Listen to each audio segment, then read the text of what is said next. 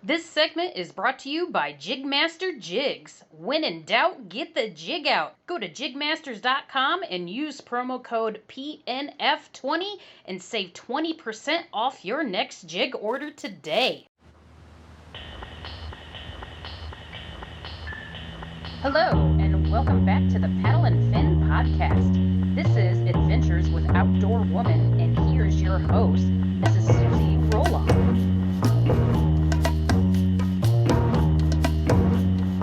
Hey guys, and welcome back to another episode of Adventures with Outdoorwoman, and I am your host, Susie Roloff, and today I've got another epic guest, Mr. Rob Wendel, and he is the main dude out of Lake Michigan Angler Shop, and he is a regional Hobie fishing team member. So let's welcome him on the show today, boys and girls, and we're going to switch things up a little bit. Instead of bass fishing, we're going to be talking salmon and trout today. So without further ado, I'm going to let Rob talk for a little bit, tell him about himself, what he does, and how he got into everything, and we'll go from there. All right, well, thanks for having me, Susie. I started kayak fishing on Lake Michigan, I think 15 or 16 years ago, so I've been doing it a long time. And mainly I got into it because I was sick of shore fishing while I was in college. Grew up fishing for everything, bass, walleye, muskie. And when I was in college, I was fishing for trout and salmon a lot, and just really sick of fishing from shore, watching boats around me catching fish when I wasn't.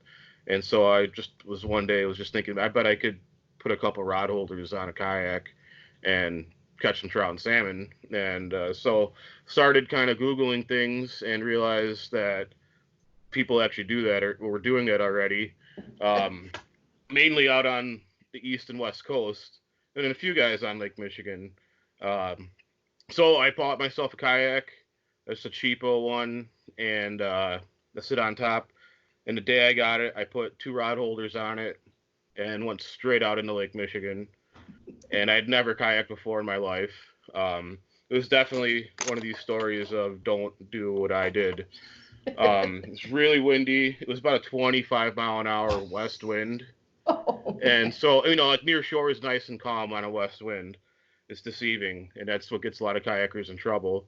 Luckily, I didn't get in trouble, but I just trolled straight out. I was running Dodgers and flies for spring coho, and just kept going east. And finally realized, I kind of looked over my shoulder. I wasn't very comfortable in the boat. Looked over my shoulder behind me and realized I was really far from shore. I'm not sure to this day how far from shore I was. I didn't have a GPS. I didn't have any good equipment. But I knew I needed to turn around, and I turned around, and when I finally turned around, I slowed down enough to actually catch a fish. And I was probably like a minute or so going back west, and I was trolling 3 rods, and I had like a spinning rod just flatlined behind me with a little jointed Rapala, and it just started screaming line. And I was kind of in disbelief. I was like, I must be been snagged on a floating log or something out there. And ended up being a nice king salmon, like 13 pounds. And it screwed up everything I was doing. And I somehow managed to land this fish. And by the time I landed, it was pretty much dead. Since it was such a long fight on really light line and everything. But I realized at that point, like, this wasn't just a way for me to get away from shore. This was a new way of fishing that was, what I was then addicted to. It was definitely different than shore fishing and definitely different from boat fishing. So that's what got me started. And so what I've been doing ever since. It's basically the only way I really want to fish is in a kayak.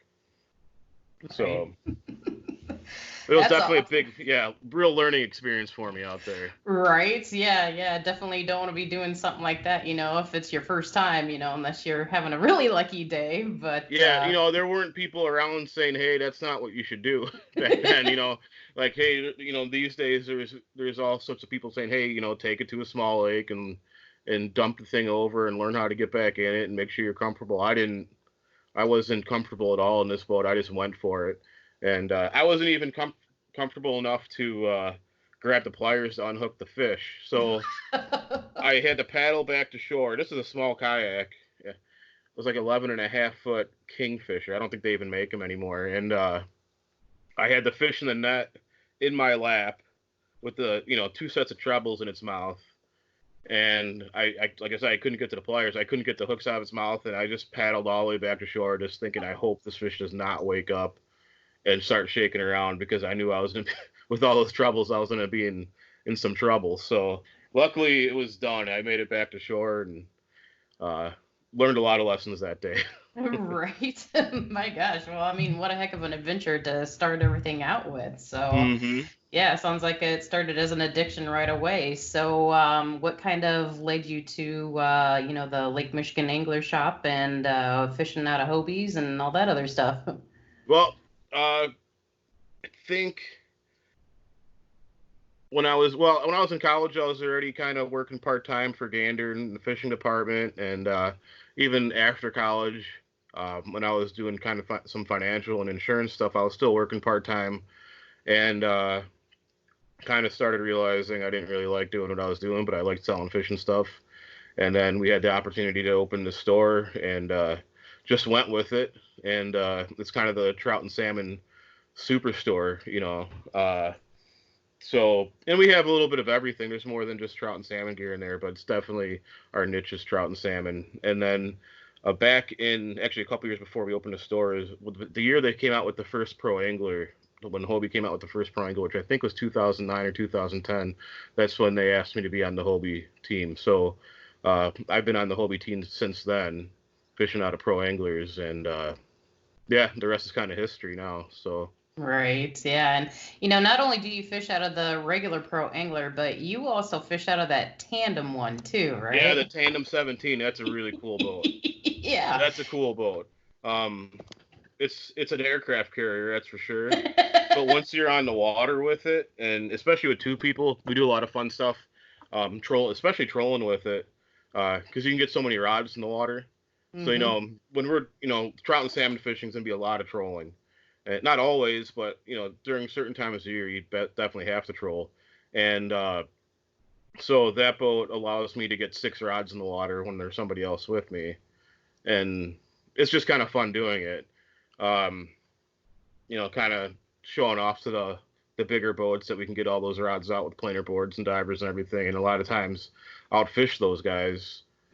Because we're going through a lot of the same water, but those trout and salmon are very spooky fish, and they have really good senses, and they definitely like to be in clear water, so they can see boats and hear boats and smell things from very, very long way away. And the kayak really sneaks up on them. And so when we get that 17-footer out there and we run planer boards and we get the lines really spread out and cover a lot of water, it's a lot of fun fishing that way. And we don't just do it for trout and salmon too. We do it for walleye, and we've done Green Bay for muskies with it. And it's a really cool boat, super stable. Get 2 people standing up casting from it, and so it's a fun one. Nice. Awesome. So yeah, man, I had a really good question. I just lost my train of thought. So talking about, salmon fishing and trout fishing, it's a lot different than bass fishing, which, is kind of, what our Paddle and Fin podcast kind of talks about majority, but, I thought I'd bring you on to kind of change things up a little bit. So, you're mentioning like flashers and stuff like that, to some of our watchers and listeners are probably like, well, what the heck is that? Yeah. Can you explain any of the, gear and lures and stuff that you use? Yeah, so I've got a Dodger right here. All right. It's one of my favorite ones, actually. And this is a typical springtime bait for coho salmon. And it'll catch other trout and salmon too, but a little red Dodger. This one's called a stubby Dodger. And a small fly like this. Hold up the fly a little bit. There you go. All right. And yeah, for some reason I can't see myself on there. So now let me fix that. I might have just screwed it up. But anyways, so what the Dodger does is it's an attractor and it adds action to the fly. So it's going to be going through the water like this, and then the fly just kind of goes behind it. So they'll see this from a really long way away, and then they come up and check it out. They see the fly coming behind it, and they eat the fly. Um, Spring coes in particular are just suckers for it. They're pretty easy fish to catch, so they're actually pretty good fish for people that aren't used to fishing for trout and salmon to target, because they are very, very aggressive. They're not picky, and on top of that, they're really good eating fish. And Yes, they are. you don't have to really worry about catch and release with these fish. It's pretty much all stocked. Um, so just go ahead and eat them and don't feel guilty about it, you know. and chances are that they're not going to survive being released anyways. Once you net them, once you handle those fish, they're probably going to die. If you grab a fish like a small coho and wipe that slime off, it's probably going to be stressed enough that it won't survive. And half the time they get the hook down in the gills anyways. So so go ahead and eat them. But yeah, they're a lot of fun. The one thing about them is you're typically fishing outside the break walls for them, so you have to be a little more careful there. Whereas like right now, I've been fishing for brown trout, and I've spent all my time fishing inside the break walls, and so it's a little more beginner friendly there because you don't have to worry about the weather quite as much and everything. You have a little bit of a safety net there. There's always a place to get out of the water inside the harbors, and you're sheltered from a lot of the weather. So that's kind of nice too. The brown trout are a little bit pickier fish, but the cool thing about them is they're going to eat a lot of the baits that you can catch bass and walleye on. Okay. And there's a million different ways to catch them too. Right, kind of like bass too. Yeah. Nice. So brown trout, like right now, that's what we're fishing for the most. Like I said, you can catch them on flicker shad. You can catch them on square bills, jerk baits, husky jerks. You want to run swim jigs, especially like hair jigs for those will work. Little tube jigs, anywhere from like little crappie size to bigger bass size. There's just endless ways to catch them. Flukes and it's just a matter on like what day, which one they want to bite. But so anybody can go catch them with their regular bass or walleye or even crappie gear, and be successful. So that's the cool thing about them. Nice. So when you're talking spring fishing, so you don't really necessarily have to go out into big water, like on Lake Michigan itself. You can kind of stay relatively close to the marinas and the shores and whatnot, and even up rivers. Yeah, in the spring and the fall in particular, there's going to be fish either inside the harbors, inside the breakwalls, or right around them. So you don't have to be exposed. It's a little less intimidating for a lot of people that aren't used to being in the big water. So you basically have these little small waters that are attached to the big water, and they can be pretty good fishing. And all year round, there's really good bass and pike in all these harbors that you can catch when there's not trout and salmon around. But yeah, like from this moment ice is out, that's usually when I'll start fishing in there. Like I want to be the first guy in the harbor as soon as it melts. And the brown trout are usually pretty fired up, and depending on the harbor, sometimes the steelhead too, if the conditions are right. Because they're all going to be in there in the spring. Steelhead are going to be getting ready to stage to go, and they have been to go upriver, and they're already upriver now. But right at ice out, if you don't have a lot of runoff, then the steelhead will stage down in the harbor at the river mouth, and that can be a lot of fun too, because they're a lot more aerobatic than the brown trout. So nice. and they're hitting crankbaits and stuff, and I guess you can catch those on your bass gear as well. Nice. So how many different species of like salmon and trout are there to catch in Lake Michigan? It's mainly 5. Like there's 5 main ones. You have Chinook salmon, coho salmon, brown trout, rainbow, and lake trout. Occasionally you'll see some other ones like Atlantic salmon and pink salmon that, some years you see it more than others. They're not really stocked in Lake Michigan, but they do have some natural reproduction on the north end of the lake and some fish that come in from Lake Huron. And now, again, they're going to be stocking brook trout, coaster brook trout. So that'll be cool. They used to stock them back when I was a kid. So like 20 years ago, Oh, wow. 25 years ago, we used to catch really big brook trout. And then I think in the late 90s, they discontinued that. So that they're just starting to stock those this year. So in a couple of years, we'll have some big fish again. Nice. So, what's your biggest fish of which species, or I guess all the species that you've caught? I don't even know what my biggest lake trout is.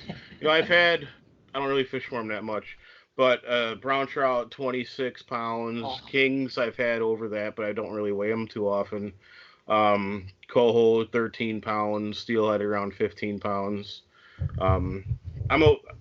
I'm a little different than a lot of the, especially kayak fishermen. I don't ever measure or weigh my fish. So, I'll get a picture and I throw it back if I can, or it just gets the fillet knife and I don't think about it. But, right. I've had a lot of brown trout, a pretty good amount of brown trout over 20 pounds, definitely a lot of them over 15 pounds. And really Lake Michigan is one of the best, if not the best, brown trout fishery in the world. Oh, nice. Especially for big browns. We had the world record up until 3 years ago, which was right around 41 and a half pounds. Oh, man. And that was caught up in Racine. So yeah, there's the potential for some true giant fish, and they're out there, and actually right now they're bigger than they've been in a couple decades. Over the years we had a little bit of an imbalance of predator to prey, and fish started getting smaller, and now we have the opposite situation. We're starting to see a lot of 30-pound fish again. Nice. Yeah, I know at the Great Lakes Salmon Tournament in Manitowoc this past September, we didn't have a lot of fish, but the fish that were caught were big. Yeah. The numbers aren't what they used to be, but when you get one, chances are it's going to be really, really big fish. Yeah, I think Keith, who took home first that day, he had been studying up for this one too. And I think his biggest fish was 30 or just over, something like that. I mean, it was a big king salmon. Mm-hmm. If go back like not even 10 years, it was a struggle to get a 20-pounder. Like if you caught a 20-pounder, that was probably going to be your biggest fish of the year, and you could win some big money with that in a tournament. And now if you look at some of these tournaments like Salmon-O-Rama, a 20-pounder is nowhere even near the top 100 on the leaderboard. Right. It's not even people don't even look at it like it's a big fish. It's just like that's a little guy now. Right. Yeah. It's like us Northerners looking at, the big Texas bass, where they're average, as 10-pounders. We're like, oh my God, that would be amazing for us, Excuse me. But yeah. Let's see here. So when it comes to like gear and equipment when you're fishing for salmon, besides the tackle and stuff, what would you say is probably like the most important pieces to have?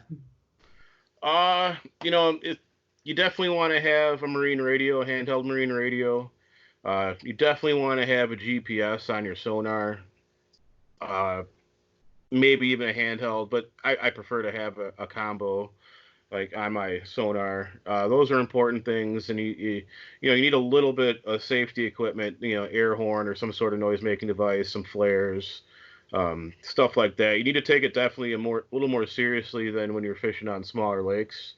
And then the other thing is, you want some good rod holders. I use ram mounts. They're just super strong and very adjustable. And I find you need to have a very adjustable rod holder. The position of your rod, the angle of it, depending on what you're doing, is kind of important. If you're just trolling around with no kind of planing devices or anything, you want those rod tips right at the water level. You don't want them up in the air because you're going to get a lot better depth control that way. And then there's going to be times where you're using a planer board or something. You might want that rod holder up higher. You can do that. So like the water kayaks come with molded rod holders, and they don't really cut it for, if you're going to take it seriously, they're not going to really cut it for trolling on Lake Michigan. And the other thing is these fish will just pull the rod right out of the rod holder. So they don't mess around. So you want to have a good rod holder. I like using the the Ram HD rod holders. Mm-hmm. You can't really go wrong with those.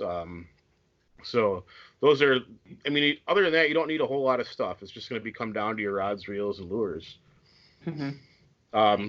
But yeah, like I've mentioned planer boards a few times, and this is what I use right here. It's an offshore tackle planer board, OR38 little mini board.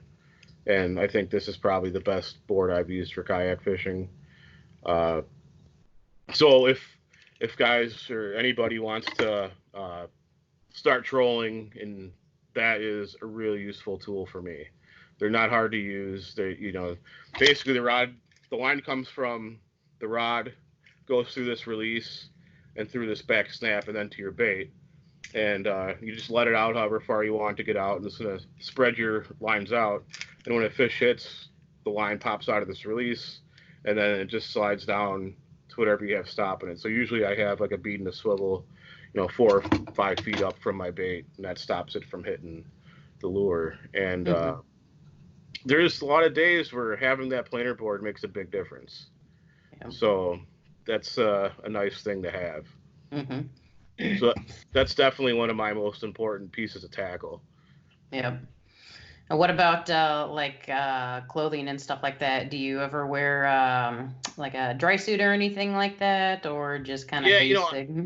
It depends on what I'm doing. When I'm fishing inside the harbors, especially the smaller harbors, a lot of times I don't bother wearing the full-on dry suit or even my dry top, because a lot of times I'm only fishing for an hour or two. And in most of these small harbors, there's endless places to get out of the water. For some reason, I couldn't get back in the kayak. I'm only like 30 feet away from shore in a lot of the spots. Right. Yeah. So in those situations, I don't take the dry suit quite as seriously. But once you get outside the harbor, then you should at least wear something to keep you dry. I know for a lot of people, full dry suits get a pretty big commitment. And so I can't expect everybody to drop $800 or whatever on something like that. But at least, like a lot of times I'll just wear a dry top and some light pants that don't get bogged down, don't get real heavy if they're soaked. And that way, at least I'm protecting my core. It's not perfect. It's not as good as a dry suit, but it is better. And it kind of depends on what I'm doing. But that's an important thing. I'm not going to wear heavy boots. If I do wear something, I'm going to be able to kick them off. I really avoid a lot of cotton. So it's all, synthetic materials that wick away water really fast. So those are important things no matter what situation I'm in. It's pretty rare you see me out there in jeans or something, but it's all stuff you need to take seriously out there. Because even if you're fishing outside the harbor, and if I say I'm fishing near shore, but I'm outside the harbor, that might still be I'm a quarter mile from shore. So in that situation, that's still really far from shore. It's still considered near shore for Lake Michigan, though. Right. Yeah. But I mean, you think about it, being in a kayak, and if you topple over and, you got a ways to swim and that water is 60 degrees, even though it may be an 80-degree day, that'll take your breath away for sure. Yeah, definitely, especially during this in summer when you have those conditions. But like right now, right now it's not even 40 degrees out on the open lake. Man. So, like some of the areas I've been fishing has just been, I've seen a couple days where it just kind of spiked to like 41, 42, and then you get another cold day and it's back down to 40. And then the open water just isn't warming up yet. So those are the situations, like open water is where you really need to make sure you have all your safety stuff taken care of. And then and not only that, but in some of the other harbors, like Milwaukee Harbor is a really big harbor. So if you're fishing out there, you really need to have all that safety clothing as well, the dry suit and that, because even though you might be fishing inside the harbor, you can actually be really far from shore. Like to get out to the main gap, I don't even remember how far that is, but it's a pretty good paddle to get out there, and you definitely don't want to fall in out there, and especially if you're not wearing the right clothing. Right. Yeah, definitely. But yeah, I know you've also been doing some seminars at Lake Michigan Angler Shop. But I know with the state of the world right now too, I know you did. Was there like a live stream one? We're going to be doing a live stream one probably in a week or two. Nice. normally I have one in the shop and everybody come in. I'll show them pretty much everything I know about fishing for trout and salmon for the entire year. I kind of go through how I start in the spring and get into the summer. How it changes from spring to summer is a pretty big transition there. And then again, going into September, there's another big transition when the kings start coming into the harbors. And so I talk about that a lot. And so, yeah, unfortunately, we can't do it in the store this year, but I'll be doing some live stuff on Facebook with the store. Nice. Awesome. All right. Let's see here. Now, I know you were also part of the Great Lakes kayak fishing crew for quite a while, back when they first started. How did you get to know all those guys? I actually, that whole thing was actually my idea in the beginning. So, um, I don't know. I just thought of it having a series where we were working with some of the dealers, and back then it was a multi-species thing because I'm a multi-species guy, So I thought it was kind of cool to see who can win a tournament when every tournament's a different type of fish, So our first one was a walleye tournament, then we had a bass tournament, and we had pike tournaments and salmon tournaments and everything. So it was a lot of fun, and eventually everything kind of turned into bass, which is cool. But yeah, I just kind of working, me and Colin, and more people got involved with it, and eventually we kind of moved on from it, and then you got to take over and did a really good job, and now Nick's doing it, and he's doing a great job. So looking forward to watching everything happen, and hopefully I can get out to one of those tournaments this year. Right. I know. Yeah, we haven't seen you at one in quite a while. So yeah. Of course, family and everything. So that's always important too. So you got what, 2 kids? 3. You got 3 kids now. That's right. Yep. Awesome. That's why I need that big Pro Angler 17. Right. Oh, I bet they love it being in that thing. Awesome. All right, let's see here. What else? Let's see here. I was trying to think of other questions to ask you.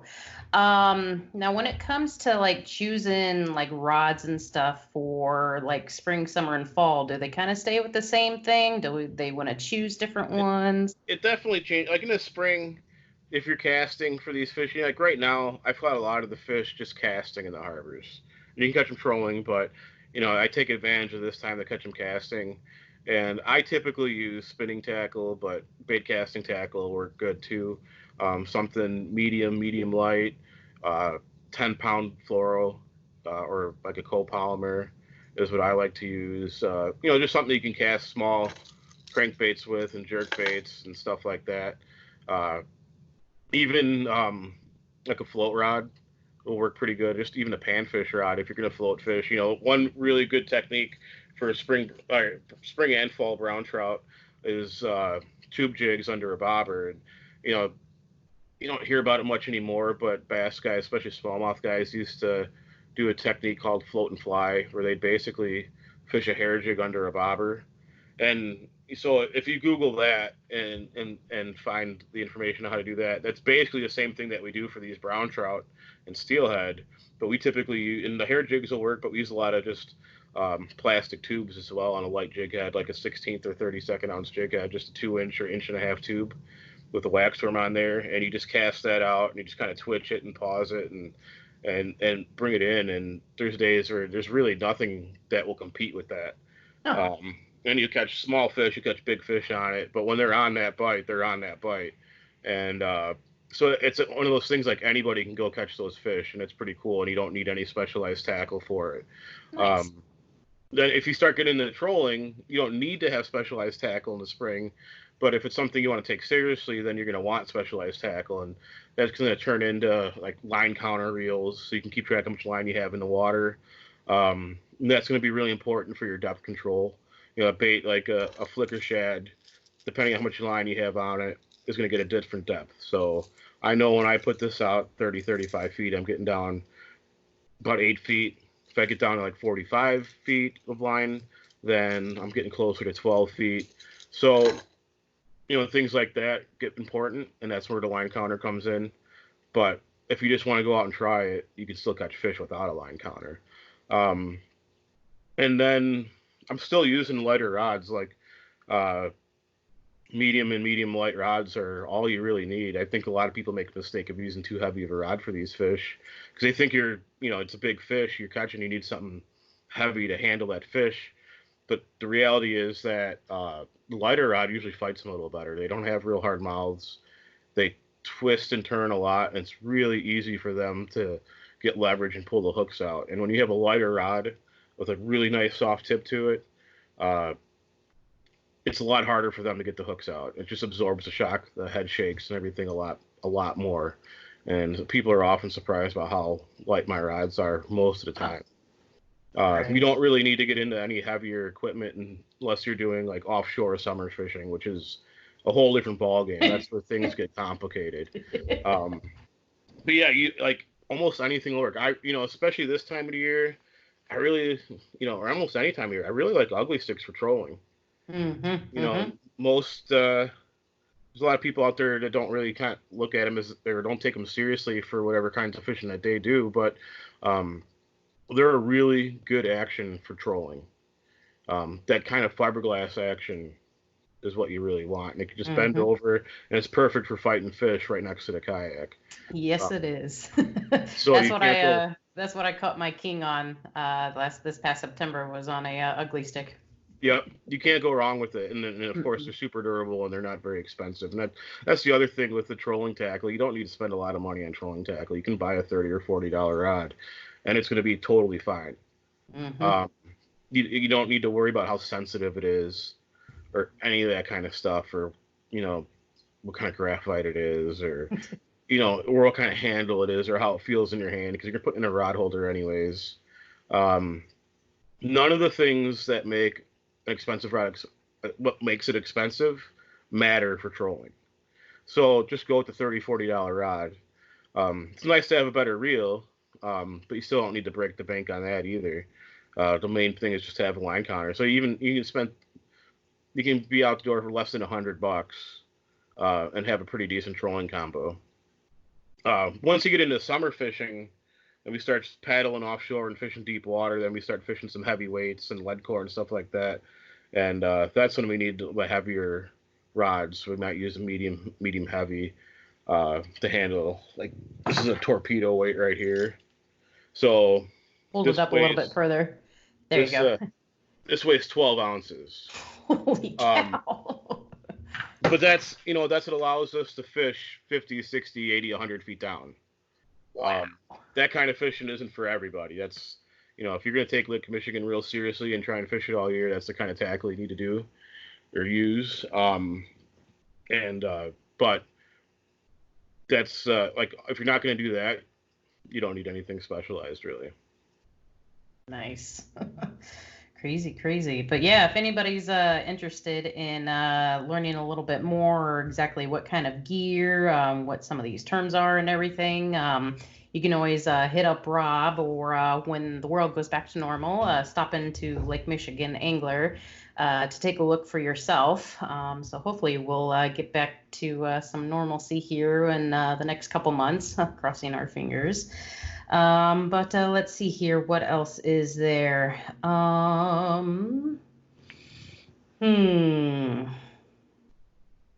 don't know. I think I've kind of actually asked everything about that I have. Do you have anything else that you want to add? Well, I mean, there's a lot of stuff I can talk about. Right. Point me in a direction and I can go. Right. So like we're getting into summer fishing a little bit, and summer fishing starts to change from spring fishing. In the spring fishing, we use a lot of like those Dodgers.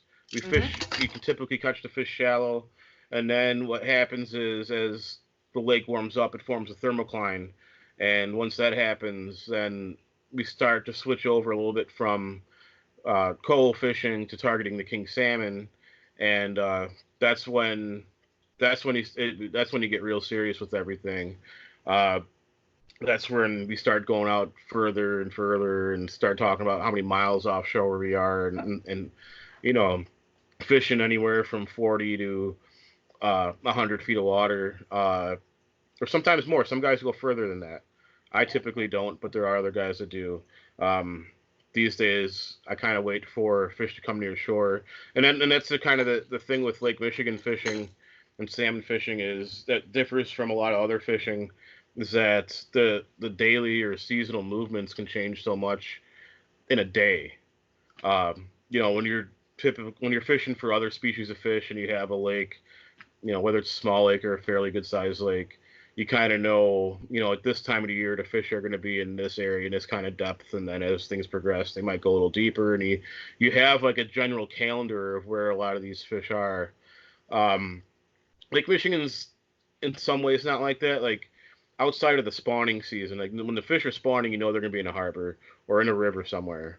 But outside of that, they're not always, in May, they might not always be in shallow. They could be in shallow the first day of May, and then because of whatever conditions change, they could be 10 miles offshore 2 days later.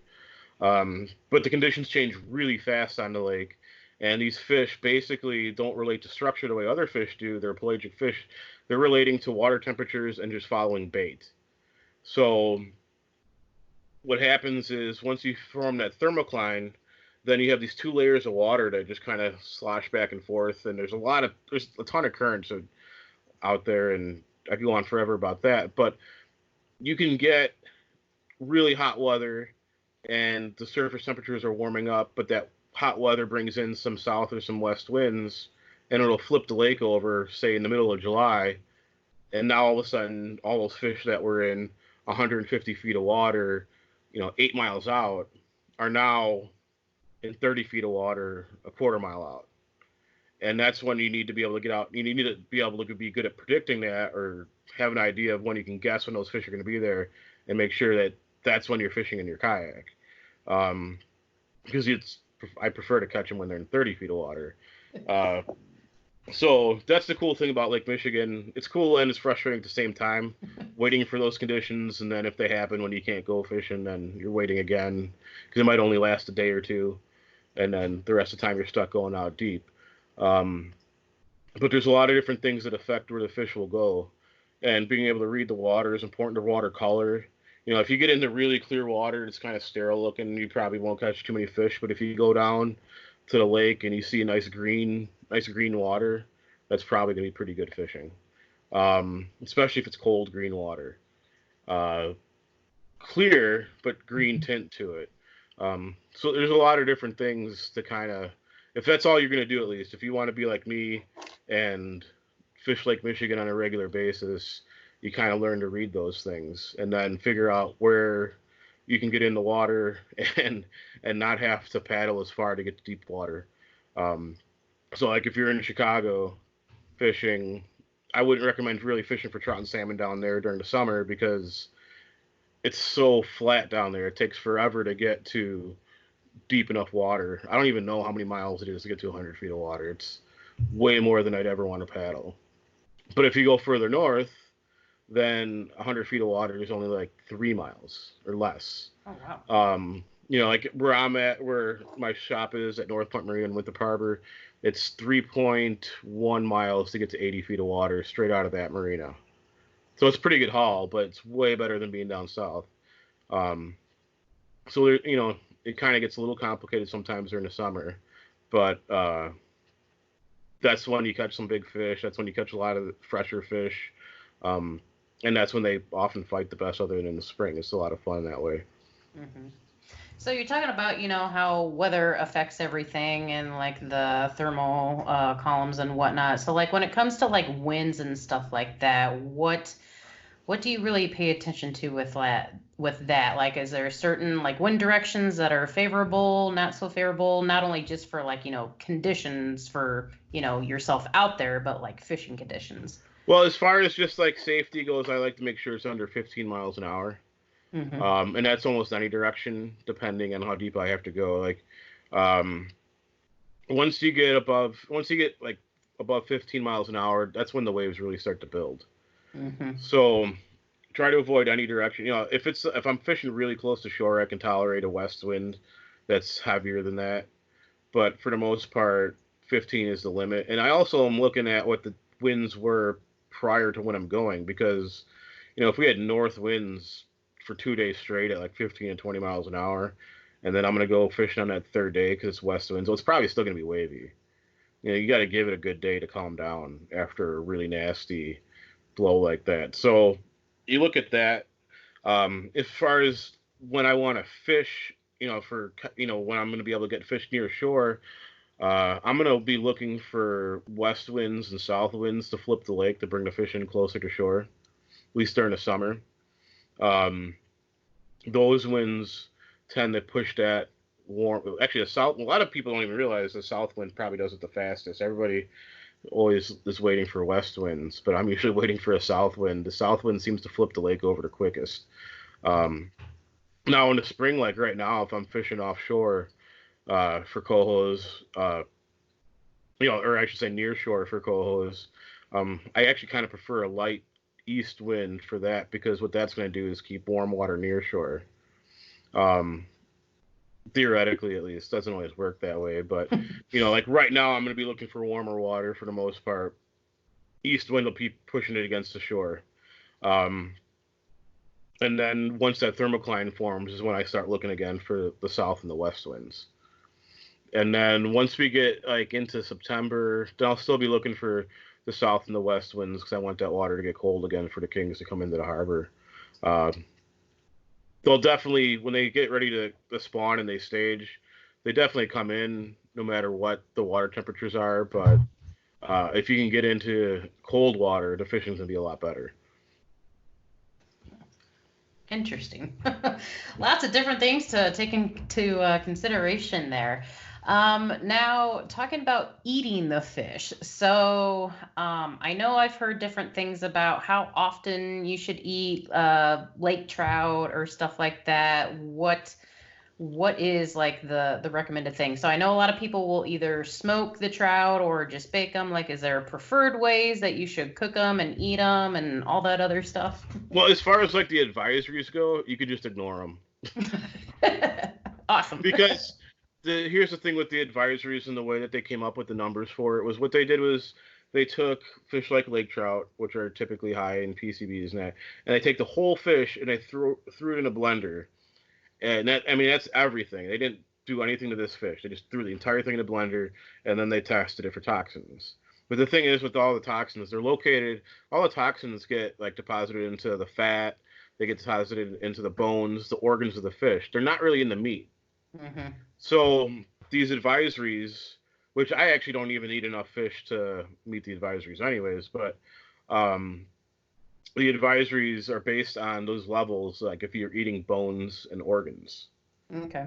So if you're just going to fillet the fish, not everybody just fillets them. Some people do eat the other stuff, but like I typically just fillet them. You can eat a lot more than what the advisories show. So there have been private studies done where all they did was test fillets, and they were much lower in toxins than the government ones. And the other thing is, like, I'm kind of snobby with the fish I eat. I'm picky.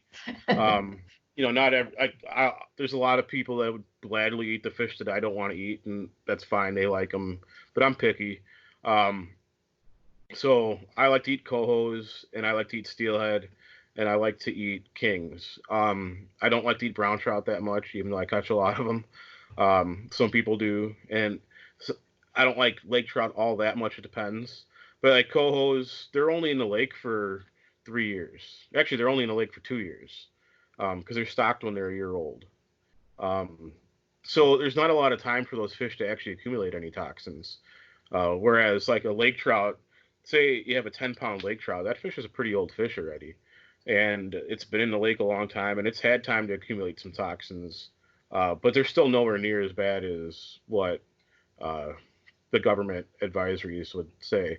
So yeah, I like to eat cohos. You can pretty much prepare them any way you want. You can just eat them plain, just throw them on a grill plain, and they'll be fine. I think my favorite way to eat cohos is blackened.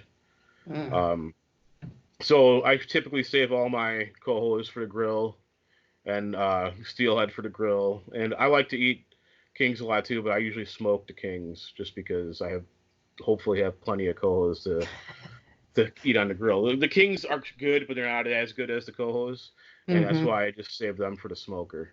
Right, yeah. But I know in the fall time, when it comes to kings, you can't always eat when you catch them because sometimes when they get to that zombie stage, they kind of fall apart. Yeah, they don't. Yeah, they're not quite as good eating. Now, it's not going to hurt you to eat them. They're not Right. poison or anything.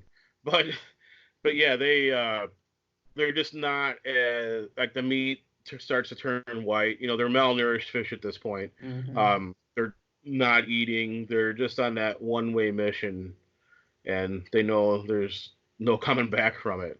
So the meat starts to get paler and paler, kind of a yellowish white. Um, and the fish transforms, doesn't look anything like it did a month prior, or even 2 weeks prior, where it was this big chrome silver bullet, and now it's just brownish green ugly thing. It's not even the same shape anymore, and when they get to that point, they definitely don't taste as good. um, but you can still smoke them. If I'm eating, sometimes I'll keep some of those fish, and you can smoke them and they'll be fine. Like, smoking kind of covers up uh, a lot of bad taste. Yeah. So, so you can still smoke them. They're fine. And I shouldn't say that they're bad, because there's a lot of people that still like eating them. And I used to as well when I first started fishing for salmon. And we'd go and fish in the rivers, and I'd bring home a stringer full of nasty looking salmon, just some boots. And, and I was totally fine eating those. Like, I thought they were great until I started eating little silver cohos, and then I didn't want to eat those other ones anymore. So it's just what your palate is. My palate changed. Um, Yeah. but there's plenty of people that still like eating those nastier kings, and I guess I shouldn't call them nasty, but um, they taste good to them, and there's nothing wrong with that. So I wouldn't discourage anybody from eating them. That's for sure. Right. There's plenty of worse fish out there to eat too. Yeah. Uh, but yeah, I save those for the smoker. Well, kind of like, if my rule of thumb is, if the scales fall off when you catch the fish, that it's gonna be a really good eater.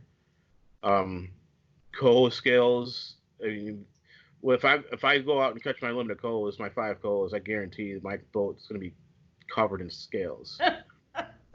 And brown trout, like spring brown trout, the ones you catch in some places right now, like up in Oak Creek at Bender Power Plant, some of the ones in Milwaukee, some like the ones you don't catch inside the harbor, like I've been catching lately.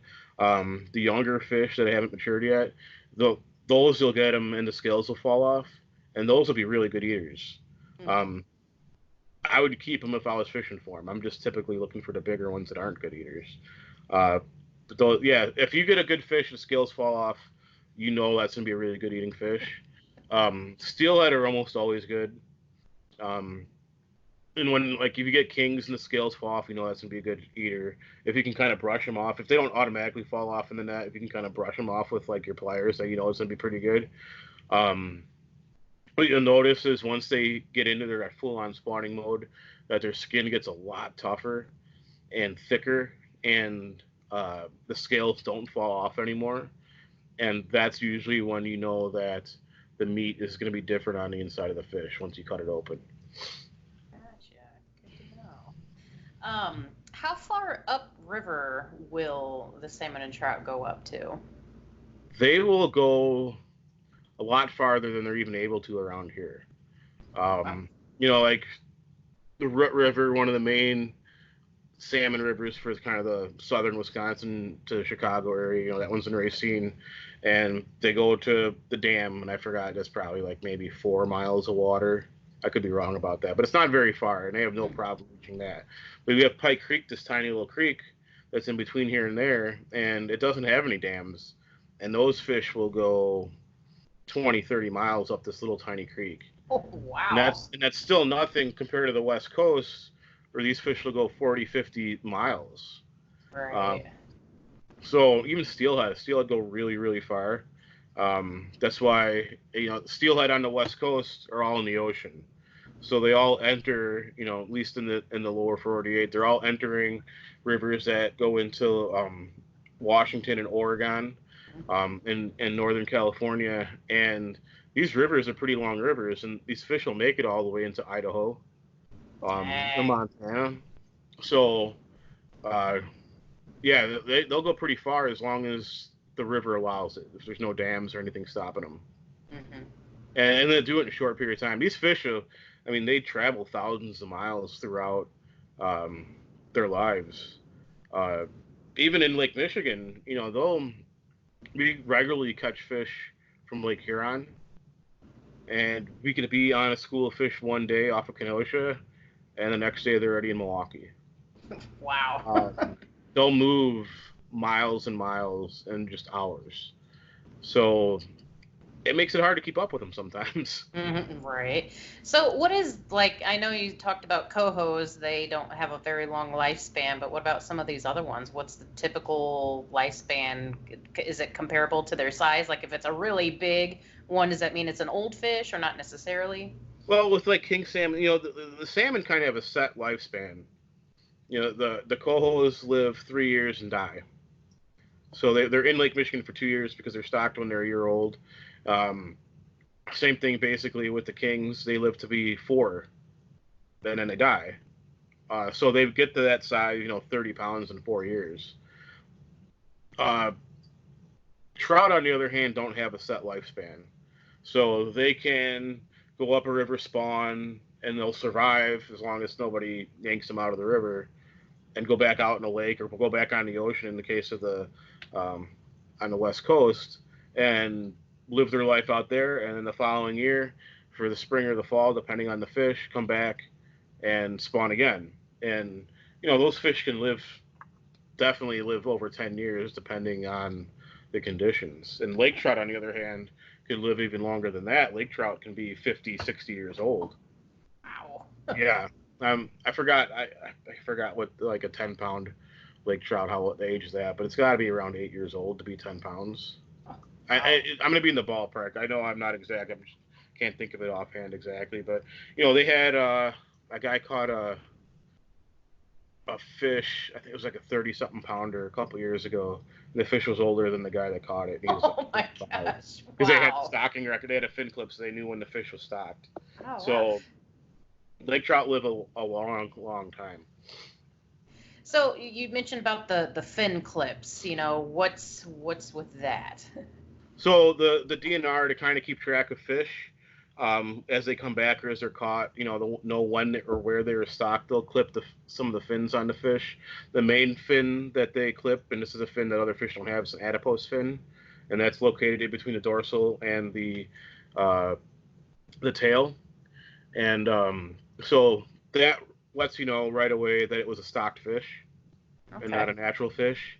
And then sometimes they'll clip one of the other fins, or even the mandible, the jaw, to signify when or where that fish was clipped. So I can look at records. If I caught a fish like a brown trout and it had an adipose clip, and then say it had like a pectoral fin clip, I can go back in the DNR records and say, oh, this fish was stocked in 2016 in Racine. Oh, wow. Well, that's cool. Yeah. So it's kind of their way to keep track of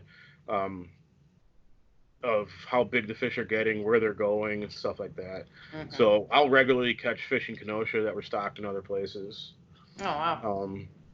So it's kind of interesting to look it up sometimes. And then different strains, too, because, there's brown trout, and then there's rainbow trout / steelhead, and there's different strains of those fish, though. So they stock, 4 different strains of steelhead in Lake Michigan. They used to stock 2 different browns. At least Wisconsin used to stock 2 different strains of brown trout. Now it's just 1. So and they have their own characteristics as far as when they come back to spawn. Sometimes their physical characteristics are different. Some of those fish are more like longer, slender fish like Skamania, which there's a ton of them in Indiana, and more kayakers need to be taking advantage of that during the summer because they get really big down there. And they are typically a summer running fish, so they start running in mid-June and July, and that's unique to those fish. Now they still spawn in the spring, but if the conditions are right, they'll start running up those creeks in Indiana in June. Other ones, like there's Ganaraska, there's Arley strains. Some of them are more like September, October, where they start coming into the harbors. Some of them we don't see till winter. So that's how they keep track of that, is with the fin clips. Okay. Yeah, and I know when we've had the Great Lakes tournament up in Manitowoc. The DNR will be there, and they'll take the core samples from the head, looking for the chips. I guess that they embedded them too to kind of help with their research as well. So it's always cool seeing those guys there taking all the measurements and everything. Yeah, it's pretty cool. They put, when those fish are in the hatchery and they're only like this big, they put a coated wire tag in their nose, and that's why they just cut like the nose off the fish, and then take that sample, and then they can get all sorts of information from that little tag that was in their nose. Mm-hmm. And isn't it, what is it that they can also tell the age of a fish by like lines or something in their, not their scales, but something else? They can check from their ear bone. The ear bone, that's right. I think that's the most accurate way to do it, is their ear bone. Mm-hmm. Yep. Yeah.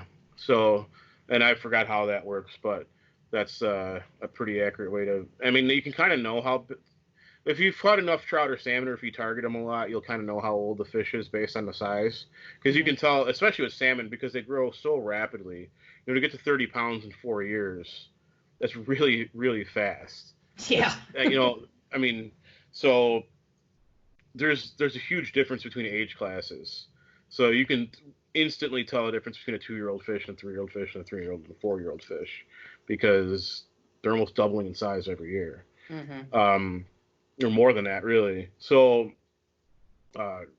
you almost don't even need to really age the fish. You can kind of tell. But sometimes you get a fish that will, you get like a really big fish. Like there was some cohos, like one last year and 1 year before, that were like 20 to 25 pounds, which is absolutely enormous for a coho. It's basically like record size cohos for the Great Lakes. And a lot of times those fish are fish that never came in to spawn when they were supposed to. So for whatever reason, they didn't mature, but they kept growing, and then they matured like the following year. So when all of its brothers and sisters were dead because they went up and spawned, this fish was still swimming, and then they caught it. So you see that, and actually some of the really, really big brown trout that have been caught, they got so big because they never came in to spawn. They were just kind of sexless fish. They never had the urge to come near shore, to go up to a river or anything, and they just stayed deep. And eventually somebody would catch just like 36-pound brown trout. And then the thing about it was it wouldn't have any sex organs, so wouldn't be a male or a female. Oh, wow. Yeah. Huh, that's crazy. Now, what is the primarily food source for these fish? The main food source is alewives. So they're kind of like a shad. Mm-hmm. And there's other stuff too. There's gizzard shad and gobies. So brown trout eat a lot of gobies. They eat a lot of gizzard shad and whatever else. Brown trout are different in that they don't follow the big schools of alewives like salmon do. So they kind of stay in their home range. And if there's alewives there, they're going to eat them. But if there aren't alewives there, they're going to be looking for gobies. If the gizzard shad come by, they eat those. They'll eat anything. They're just hungry fish. Whereas salmon, on the other hand, they really like to eat alewives, and they don't really like to eat much else, although they will eat other stuff. They definitely prefer the alewives, and so their life revolves around just following alewives.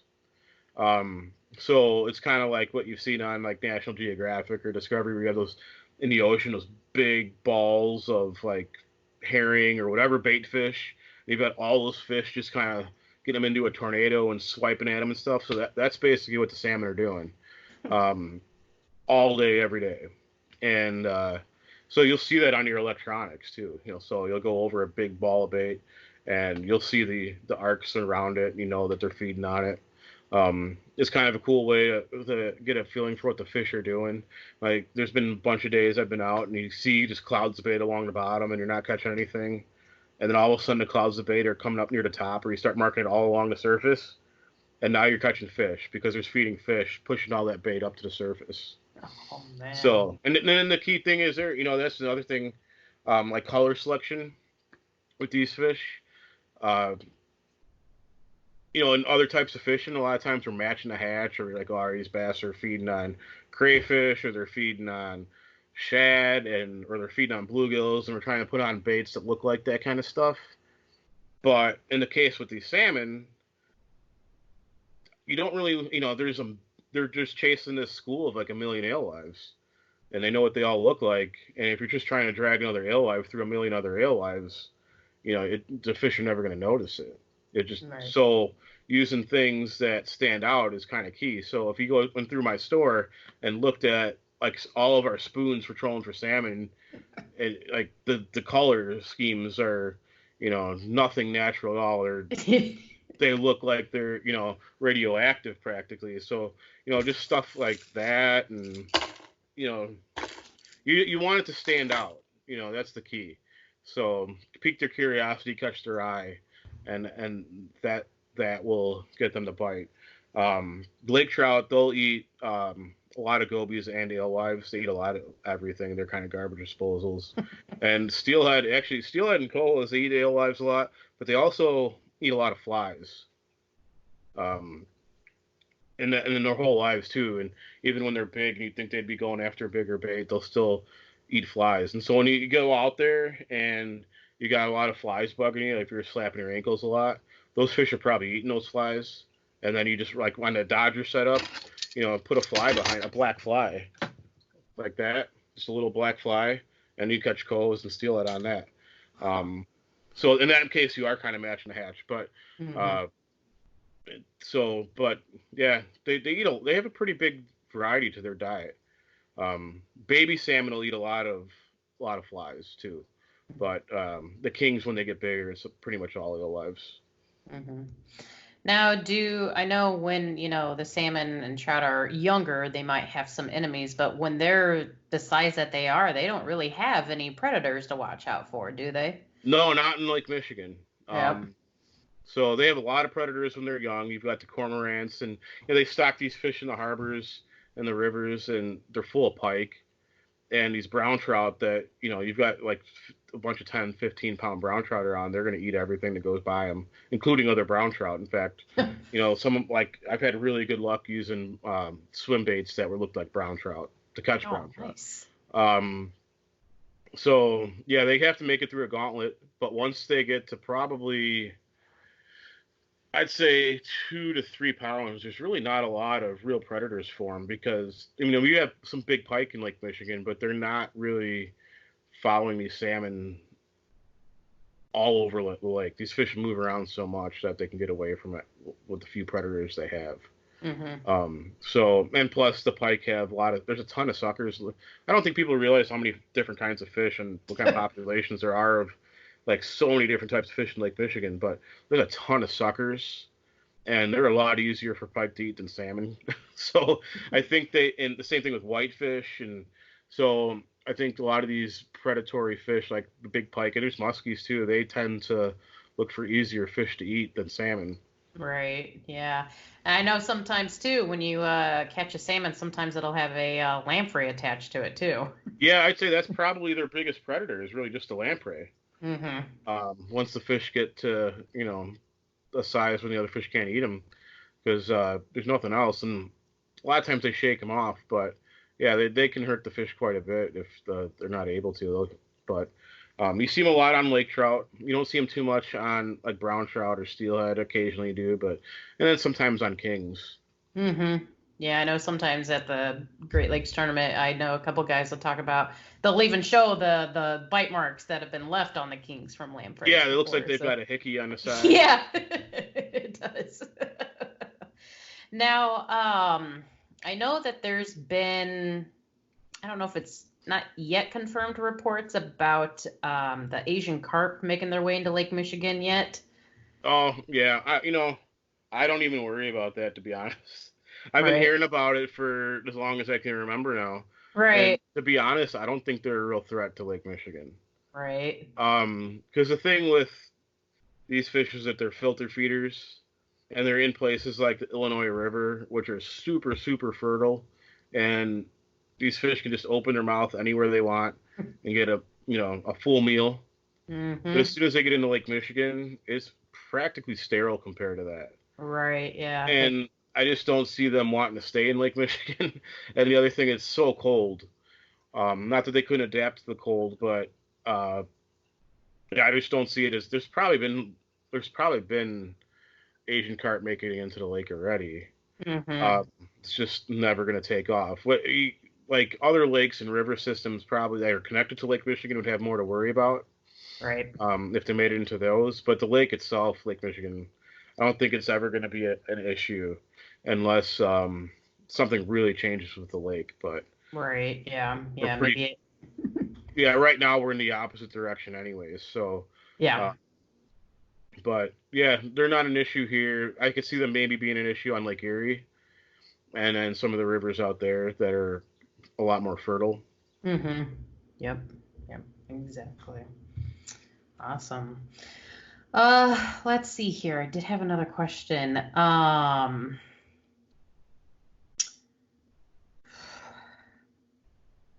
I lost it. Something about when you're in a kayak and you're around other big boats. Oh yeah, so like when you're out there, whether it be spring, summer, or fall, and you gotta take into consideration, you might have a couple 100 feet of line behind you, but kind of another thing to take into consideration as well is like all the boats, because I know at the Great Lakes tournament sometimes like that harbor will just be full of people trolling for salmon.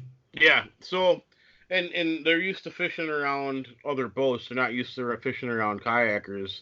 And a lot of the kayakers, especially in the tournament, aren't really experienced fishing around boats like that and fishing around people that are trolling. And so the tough thing with that situation is you've got boats that they pretty much follow a pattern.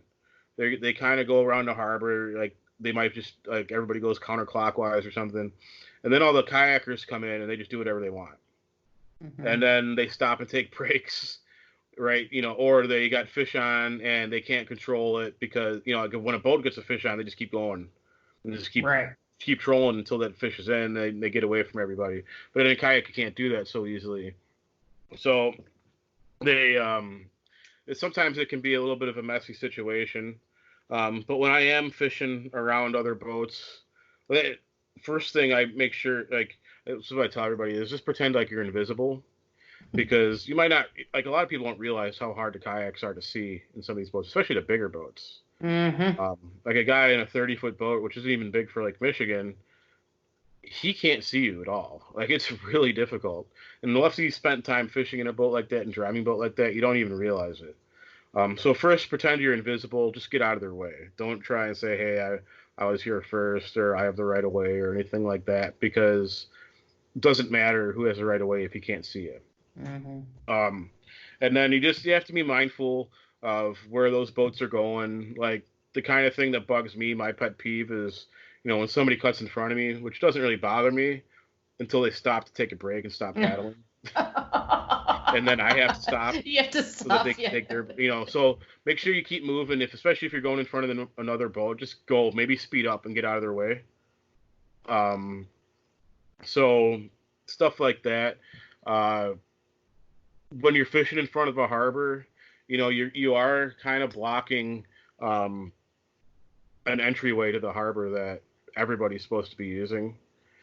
So technically, you're not supposed to interfere with that, and you can get in trouble for it if if the Coast Guard came and said, "Hey, you're blocking boats from coming in and out," you could get a ticket for that. So you definitely don't want to spend much time right in the mouth of a harbor or something or a marina when there's a lot of boats around, and it's just a dangerous place to be to begin with. Mm-hmm. So if I can, I try to avoid fishing around harbor mouths. Unfortunately, sometimes those are really good places to fish. Yep. But depending on the time of the year, the cool thing about the kayak is you can launch it anywhere you want. You don't have to fish a harbor. You can launch it on a beach anywhere, and then you can really stay away from a lot of the boat traffic. Mm-hmm. So you definitely want to have a flag. It's something I didn't really talk about earlier. I have a strobe flashlight, like a tactical flashlight I use if I'm out in the dark. Just to make sure they see me. Like I'm really well lit. Like I have lights all around me. And another thing is that I don't use the red and green lights. Um, I just want white lights on my kayak. So Right. I'm not a fan of the red and green for the kayaks, at least. And just, yeah, you just got to be mindful of everybody. And just get out of everybody's way if it's really busy. Maybe find a different place to fish. A lot of times Right. that works out better anyways. Yeah. And always remember that sailboats always have the right of way too. Yeah. Don't try and get into it with the sailboat. You're gonna lose. Oh man. Gosh, let's see here. Oh yeah, the other thing I was gonna say too is don't when it comes to buying lures and stuff like that, you are not gonna want to use that stock hook on there. You're gonna Oh, change that out. yeah. So these are regular flicker shad that I custom painted, but every one that I use, I've switched out the hooks and the split rings. Mhm. So these on here, that's an owner, the ST41s. I think that's on all these. Sometimes Gamakatsu's I like too. I think this one might be Gamakatsu's on this one. And there's a pretty big difference. Like I didn't just change out these. These are stock ones, and they're not good enough, especially for the kings. Like you might be able to catch some cohos on stock hooks, but once you rip them out of the fish's mouth, you're probably gonna bend them anyways. For the kings, there's no, if you're lucky to land a fish at all with the stock hooks. So beefing them up, going to some good hooks, spend the money on some good hooks. I really like owners, and I really like Gamakatsu's. I put on, I use Roscoe snap swivels, which is the same company as Sampo, so it's pretty high quality, made in America split rings. So everything is really upgraded on here. And then again, this one was actually 2 split rings on each hook. Nice. And I mean, it even weighs the bait down. They don't float anymore. So, but it makes a big difference. It really does. On the cohos, it's not as serious. Brown trout depends on the bait.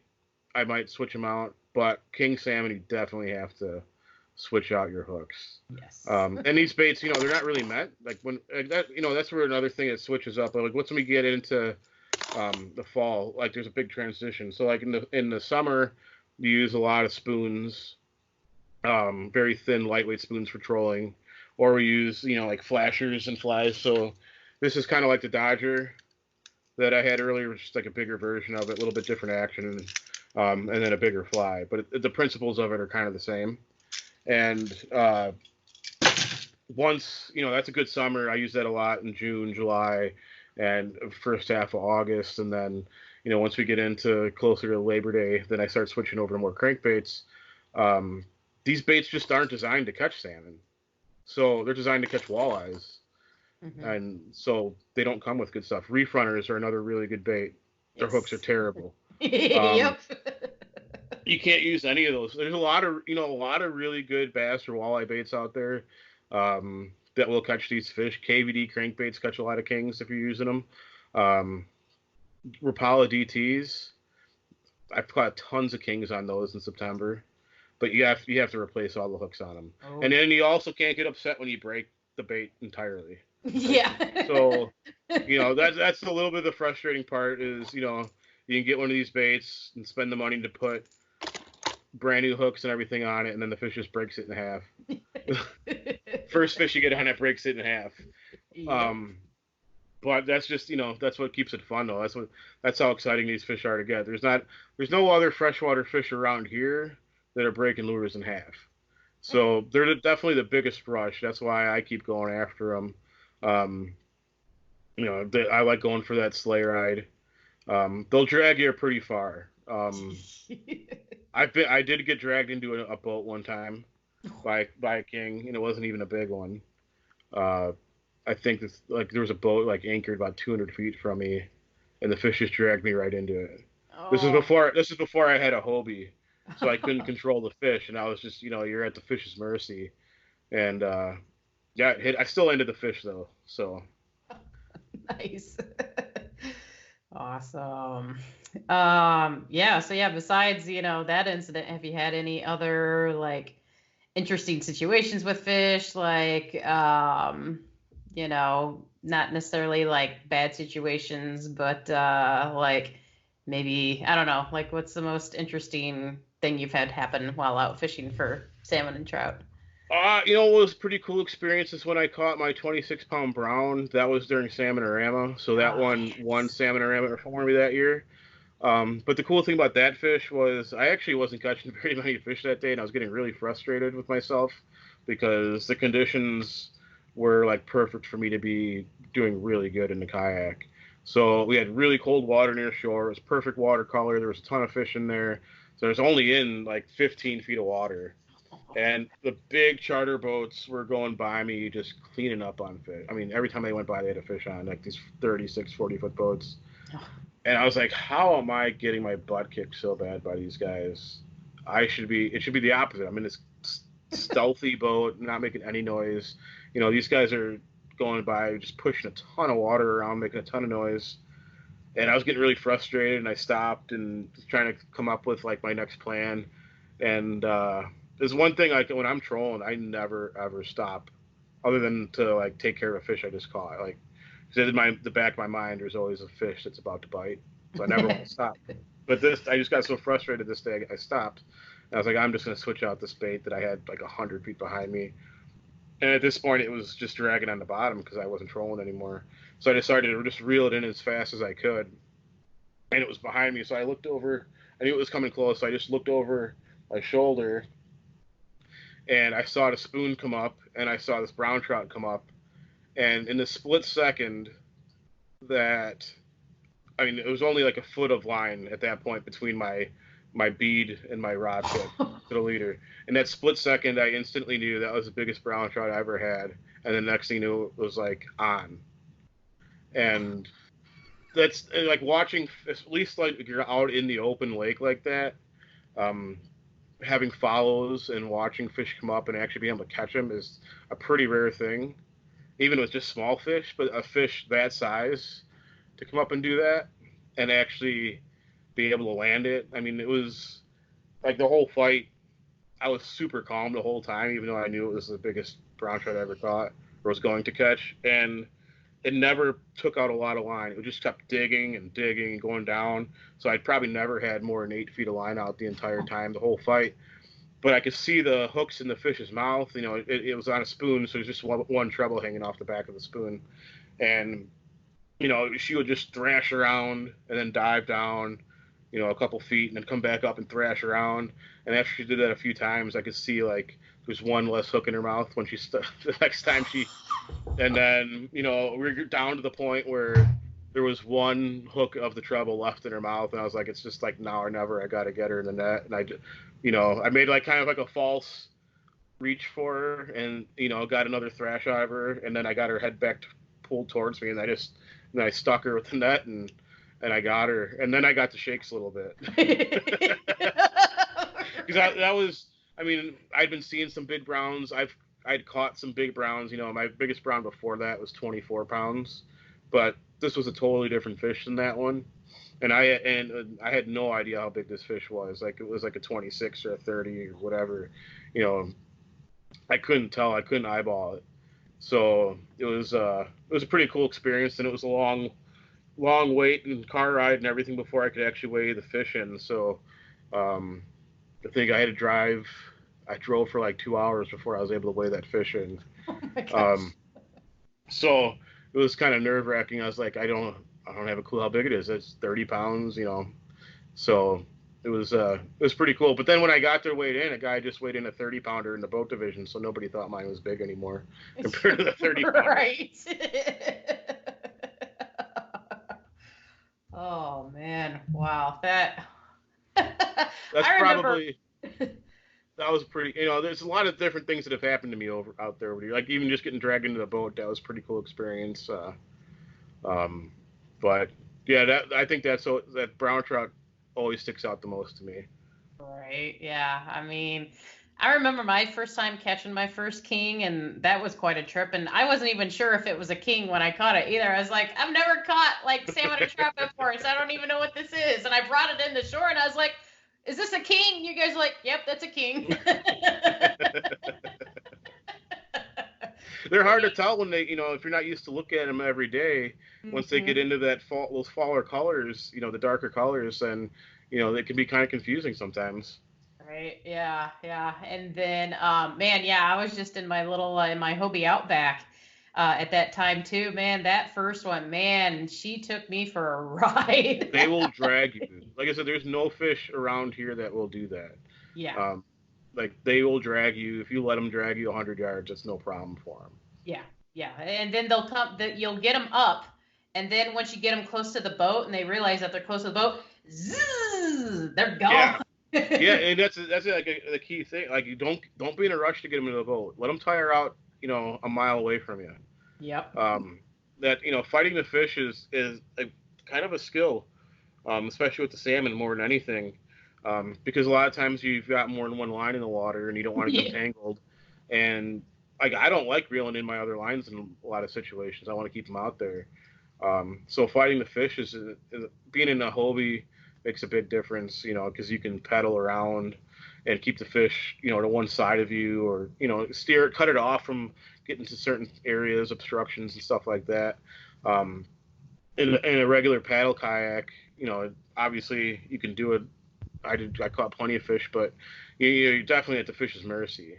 So, like the key in that case is keep your rod pointed at your bow, and that way, no matter which direction the fish is going, you always keep the rod pointed at the bow. That way, it keeps the bow pointed towards the fish. Oh, good to know. Mm-hmm.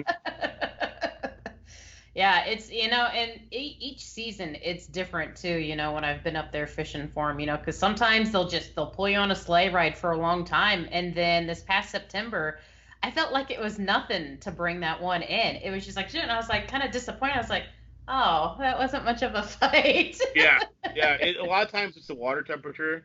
If you have colder water, you're going to have a better fight than in warm water. So that changes it. Or a lot of times I'll see a difference in the way they fight. From like a male fight, it's different than a female salmon, especially with the kings. The at certain days it seems to make more of a difference. Typically, the males run harder, longer, fight a little harder than the female kings, or the female Chinooks, I should say.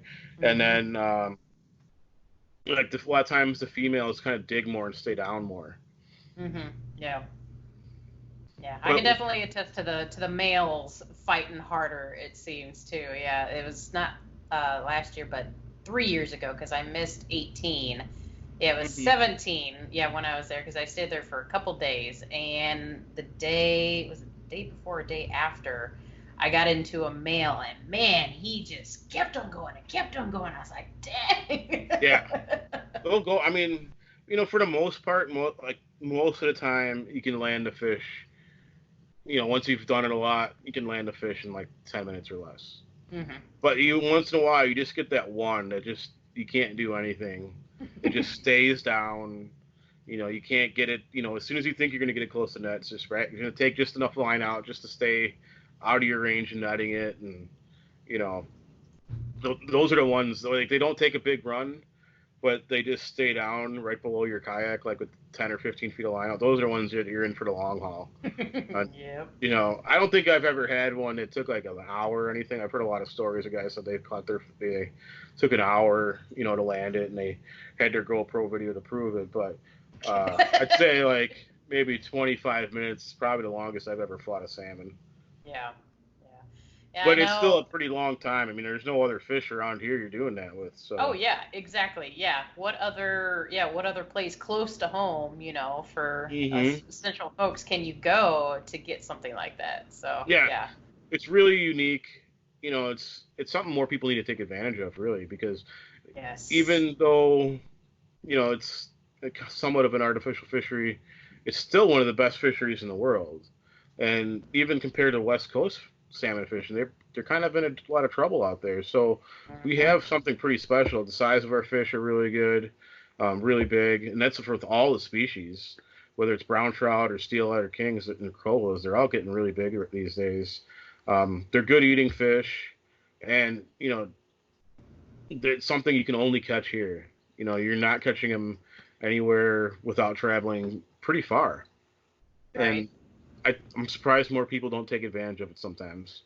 Right, I know. Yeah, I always think about that sometimes too, and I'm like, well, what is it, that keeps people from going out there, and I think it just might be because, maybe they just don't have the knowledge of what they need, or it could be intimidation too of the lake itself. Yeah, I mean, it's an intimidating lake, and yeah, we fish a lot of different things. Like if nobody shows you how to use a Dodger, right? Then it's hard to run them. But that's why we have seminars at my shop. That's why we do the videos and everything. And like anybody, like once we kind of open back up more to the public, anybody can come in and we show people how to do this stuff. Mm-hmm. Like that's what I do every day, is talk to people and show them how to run Dodgers and use different types of divers and use the planer boards so they can go, it doesn't have to be in a kayak. I mean, boat fishing, shore fishing, whatever. Show people how to catch trout and salmon. Because once you know how to do it, it's really not that difficult. It's just knowing how to use the tackle. Mm-hmm. That's the main thing, because you don't use this kind of tackle, when it comes to trolling at least, with the dot. You don't use that for anything else. Yep, exactly. Yeah, I just have one box of salmon lures, and that's it. Like, that's all I have for my gear. Yeah, and you spend most of your time fishing for the salmon, like when the kings are in, mm-hmm. which is really one of the most fun times of year to do it. Oh, yeah. Because you don't need the Dodgers, and you don't need 12-ounce weights or anything. But yeah, you don't need a ton of stuff to do it. Some flicker shad, a couple thunder sticks, a couple reef runners, a DT or something. Whatever, bass ones you have will probably work too. That's all you need. I mean, that's it. You get a couple different baits to cover different parts of the water column and a few different ugly colors. At that time of the year, you want to be super ugly to piss the fish off. And yep. So something maybe glow in the dark. And you're set for, September. And the same thing like right now, like I'm going out there with like 6 boxes of baits, but I could probably get away with 6 baits total and still be fine catching these fish. And another thing is you can live bait them. You can just sit with a bobber and a shiner or a minnow and catch them too, or a spawn sack, and you can do that and catch them as well. So yeah, but I encourage people to try it. Definitely, like right now, even for shore fishing, a lot of your bass tackle, especially jerk baits and stuff, are going to catch these fish, and that's going to keep working for a while, probably a good month. So just pick a harbor that's accessible at the moment, and there's going to be brown trout around. Every harbor has brown trout, and coho should be caught near shore too. Like today, the water is a little dirty out at the mouths of the harbors, at least around here, but that'll probably change pretty quick. And then, cohos will be around, and you can catch those on a variety of baits too. Sometimes even just like shrimp under a bobber. Nice. Yep. Nice. Awesome. Well, good deal. Well, man, this has definitely been a interesting talk with you today. I mean, we're at about an hour and a half now. But hey, when we're talking fishing, man, we can talk all day. Yep. All right. Well, I'll leave it here for now. Do you have anything else that you wanted to touch on real quick before we head off? Well, if anybody has questions, you can shoot me a message on Facebook or call Lake Michigan Angler. Number over there is 224-789-7627. Anything really. Just feel free to ask me anything about, if you want some of the lures that I use or planer boards or anything, I can set you up. I can show you how to rig things. Whatever you need, I can do it for you. Figure out where to go fishing, any of that kind of stuff. So, yeah, just let me know. I'm always happy to help out. Awesome. Good deal. And yeah, if you're interested in chasing any fish this weekend, I'm actually thinking about heading up to some Wisconsin places to head out on the lake myself, because Illinois decided to close their DNR facilities. But hey, what better way to spend the time chasing some salmon and trout? So yeah, but yeah, get a hold of Rob and he'll be more than happy to answer your questions for you. Yep. So all right, well, thanks again, Rob, for coming on and talking salmon and trout with us today. And everybody else, we will see you on the water later. Go check out the website, guys. paddle_fin.com. Also check out YouTube, youtube.com/paddleandfin. If you got a question, comment, or want to hear from a future guest, feel free to email us at paddle, the letter N, and fin at gmail.com. Don't forget to follow us on social media. We're doing giveaways, announcements, things like that at Facebook and Instagram at Paddle and Fin. Shout out to our show supporters, Rocktown Adventures, Loveland Canoe and Kayak, Hammered Lures, Fish Mob Lures, TRC Covers, Ketch Products. Go to ketchproducts.com. You can put the Paddle and Fin logo right on your catch board. Don't forget to go over and pick up your JigMasters Jigs. Use promo code PNF20 and save 20% today. Don't forget to rate and review the podcast on whatever platform you're listening to. It helps grow the audience, helps others find our podcast. So please drop a 5-star rating in on the podcast platform you're listening on. Don't forget about the recycled plastics program, you guys. Take your used plastic baits, put them in an envelope, mail them to the address in the show notes. Our man Eric Richards at Hammered Lures melts those down, makes new baits, and donates them to various chapters of Heroes on the Water.